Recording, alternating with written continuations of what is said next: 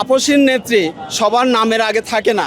BNP পরিবার এবং এই দেশের জন্য একটা উনি অলংকার গর্ব ছিল। স্বাধীনতার পরে আমি যতগুলো আন্দোলন দেখছি তার ভিতরে ৮৬-র আন্দোলন, ২৪-এর আন্দোলনে শরিক হয়েছি, এরশাদ বিরোধী আন্দোলনে, এবং এই ২৪-এর আন্দোলনে বেগম খালেদা জিয়ার তিনবারের সফল প্রধানমন্ত্রী, যিনি কোনো আপোষ করে নাই, কোনো দুর্নীতির সাথে জড়িত না, তাকে ন্যূনতম দুর্নীতির কারণে তাকে যে জেল জুলুম দেওয়া হয়েছে।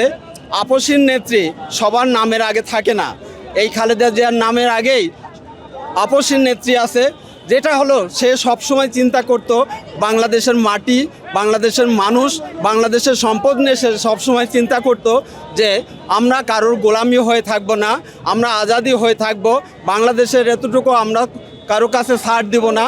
আমাদের দেশের বাইরে বন্ধু থাকতে পারে, কিন্তু দেশকে আমরা বিক্রি করে অন্যদের হাতে পরাধীন হয়ে থাকতে চায় না।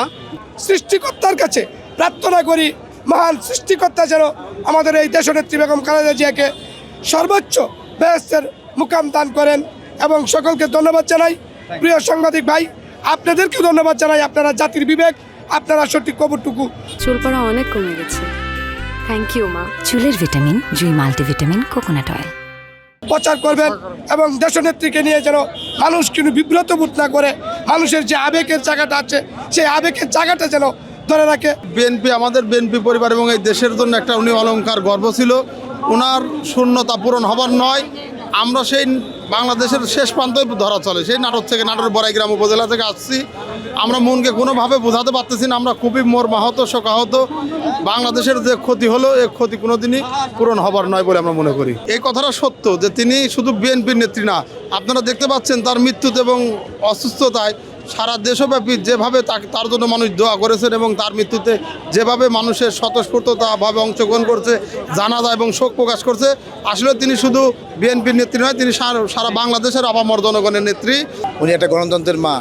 আগামী দিনে 12ই ফেব্রুয়ারি যে একটা গণতান্ত্রিকভাবে যে একটা ভোট হবে, সেই গণতন্ত্রের সম্পূর্ণভাবে উনি অবদান, ওনার অবদান। উনি যদি জীবিত থাকতো তাহলে আমরা সবচেয়ে বেশি খুশি হতাম, এবং উনি নেই বিধে আমরা অনেক অসহায় হিসাবে আছি।